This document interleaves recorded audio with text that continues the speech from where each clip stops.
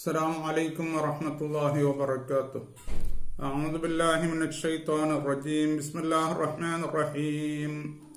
الحمد لله رب العالمين والصلاة والسلام على سيدنا محمد وعلى آله وصحبه أجمعين. ആദരണീയരായ ശ്രോതാക്കളെ,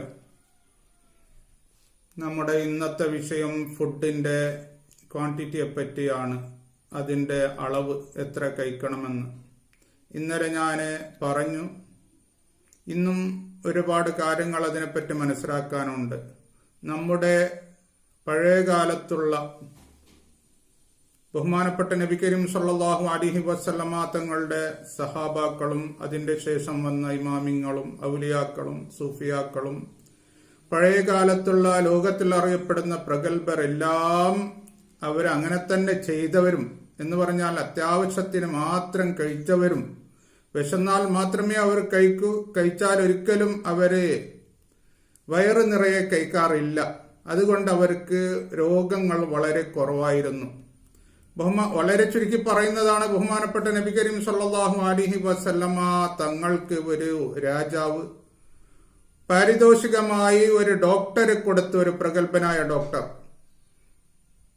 അങ്ങനെ ഡോക്ടർ അവിടെ വന്നപ്പോഴേക്ക് നബി സല്ലല്ലാഹു അലൈഹി വസല്ലമ തങ്ങൾ അദ്ദേഹത്തിന് താമസിക്കാനുള്ള എല്ലാ സൗകര്യങ്ങളും ചെയ്തു കൊടുത്ത് ഡോക്ടർ സ്വീകരിച്ചു.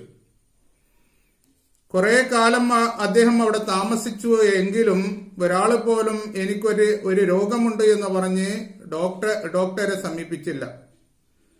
അദ്ദേഹം വിഷമിച്ചു. എന്തുകൊണ്ട് രോഗികൾ ഇങ്ങോട്ട് വരുന്നില്ല എന്ന് പറഞ്ഞിട്ട് വിഷമിച്ചിട്ട് നബി സല്ലല്ലാഹു അലൈഹി വസല്ലമ തങ്ങളുടെ അടുത്ത് പരാതി പറഞ്ഞു, ഇവിടെ ആരും വരുന്നില്ല എന്ന്.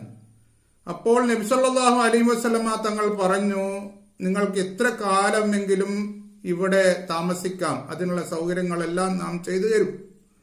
പക്ഷേ രോഗമുണ്ട് എന്ന് പറഞ്ഞിട്ട് എന്റെ സഹാബാക്കൾ നിങ്ങളുടെ അടുത്ത് വരൂല എന്ന്. അപ്പൊ അദ്ദേഹം ചോദിച്ചു, എന്തുകൊണ്ട്? നബി സല്ലല്ലാഹു അലൈഹി വസല്ലമ തങ്ങൾ പറഞ്ഞു, എന്റെ സഹാബാക്കൾക്ക് രോഗങ്ങൾ ഇല്ല എന്ന് പറഞ്ഞു. അദ്ദേഹം അത്ഭുതത്തോടെ ചോദിച്ചു, രോഗങ്ങളില്ലേ, എന്തുകൊണ്ട് എന്ന്. അപ്പോഴേക്ക് നബി സല്ലല്ലാഹു അലൈഹി വസല്ലമ തങ്ങൾ പറഞ്ഞ ഒരു മറുപടിയാണ്, എന്റെ സഹാബാക്കള് എന്ന് പറഞ്ഞാൽ അവര് കഴിച്ചാൽ ഒരിക്കലും വയറ് നിറയെ കഴിക്കുകയില്ല, വിശന്നാൽ മാത്രമേ അവർ കഴിക്കുകയുള്ളൂ ഭക്ഷണം എന്ന്. അപ്പോഴേക്ക് അവരുടെ ജീവിതം അങ്ങനെയാണ്, അവരുടെ ജീവിതം അങ്ങനെയായിരുന്നു. ഒരിക്കൽ ഇബ്നു ഉമർ റളിയല്ലാഹു അൻഹുവിനോട് ഒരു വ്യക്തി വന്ന് പറഞ്ഞു, തങ്ങളെ ഞാൻ അങ്ങേക്ക് ഒരു മരുന്ന് തരട്ടെയോ? എന്താണ് മരുന്ന് ചോദിച്ചു. ജവാരിഷ് എന്ന് പറഞ്ഞു. ആ മരുന്നിന്റെ പേര് ഇന്ന് യുനാനി ഔഷധങ്ങളിലൊക്കെ അതിന്റെ ചേരുവകൾ കാണുന്നുണ്ട്. അപ്പൊ അതിന്റെ ഗുണമെന്താ എന്ന് ചോദിച്ചപ്പോൾ പറഞ്ഞു, അത് ഈ ഭക്ഷണം കഴിച്ചാൽ അത് ദഹിക്കാനുള്ളതാണ് എന്ന്. വയറു നിറയെ ഭക്ഷണം കഴിച്ചാൽ അത് ദഹിക്കാനുള്ളതാണ് എന്ന്. അപ്പോൾ ഇബ്നു ഉമർ റളിയല്ലാഹു അൻഹു പറഞ്ഞു, ഞാൻ ഒരിക്കലും അങ്ങനെയുള്ള ഒരു ടീമിന്റെ കൂടെ ആയിരുന്നില്ല.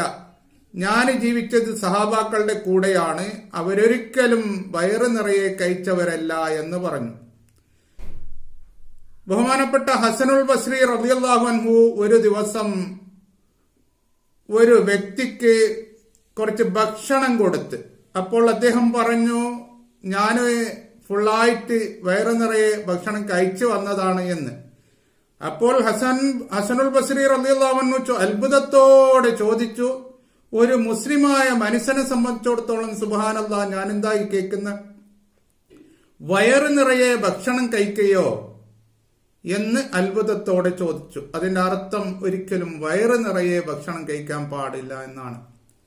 നബി സല്ലല്ലാഹു അലൈഹി വസല്ലമ തങ്ങളുടെ കാലത്ത് പ്രഗത്ഭനായ ഡോക്ടർ ഹാരിസ് ഇബ്നുൽ ഖൽദ അദ്ദേഹം പറഞ്ഞത്, മനുഷ്യൻ നശിഞ്ഞു പോകുന്നത് കൂടെ ഭക്ഷണം കഴിക്കുന്നത് കൊണ്ടാണ്. അത് ദഹിക്കുന്നതിന് മുമ്പായിട്ട് ഭക്ഷണം കഴിക്കുന്നത് കൊണ്ടാണ് മനുഷ്യൻ നശിഞ്ഞു പോകുന്നത് എന്ന്.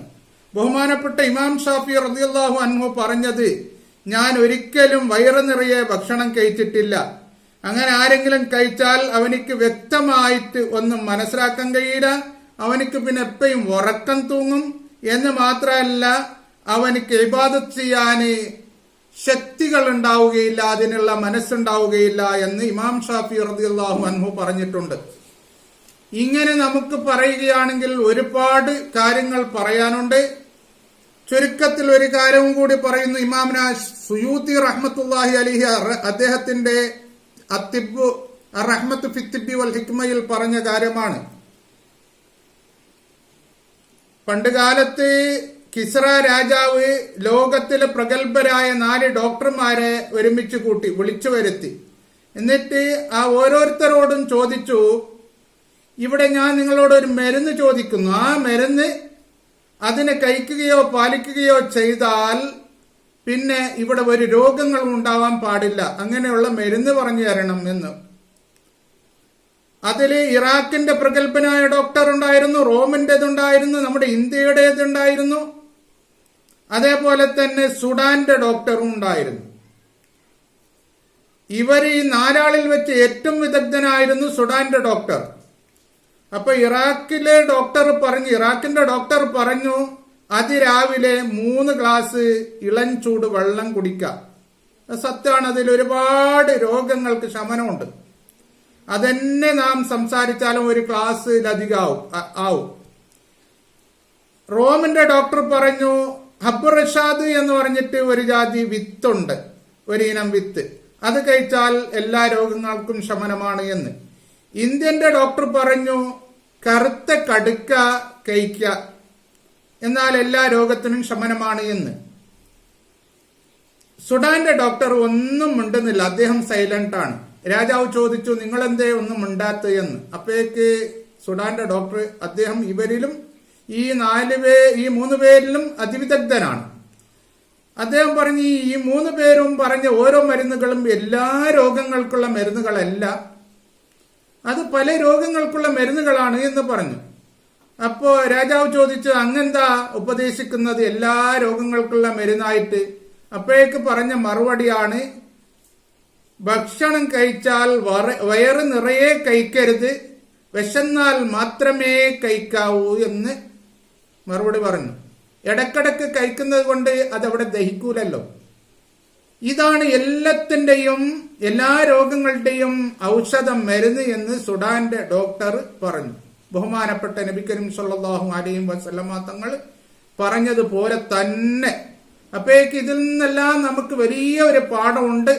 ഒരിക്കലും വയറ് നിറയെ കഴിക്കരുത്, കഴിച്ചാൽ ഒരിക്കലും ദഹിക്കുന്നതിന് മുമ്പായിട്ട് കഴിക്കേ അരുത്, വിശന്നാൽ മാത്രമേ കഴിക്കാവൂ.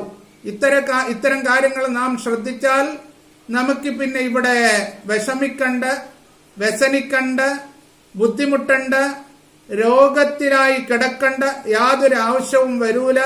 അത്തരം ബുദ്ധിമുട്ടുകൾ ഒരിക്കലും ഉണ്ടാവുകയില്ല. ഇത്തരം കാര്യങ്ങൾ എല്ലാവരും ശ്രദ്ധിക്കേണ്ടതാണ്. അല്ലാഹു തആല നമ്മുടെ എല്ലാ രോഗങ്ങളെയും ശിഫയാക്കട്ടെ. എല്ലാ ജാതി രോഗങ്ങളെ തൊട്ടും അല്ലാഹു നമ്മെ കാത്തുരക്ഷിക്കട്ടെ. ആമീൻ. വആഖിറു ദഅവാനാ അൽഹംദുലില്ലാഹി റബ്ബിൽ ആലമീൻ. അസ്സലാമു അലൈക്കും വറഹ്മത്തുള്ളാഹി വബറകാതുഹു.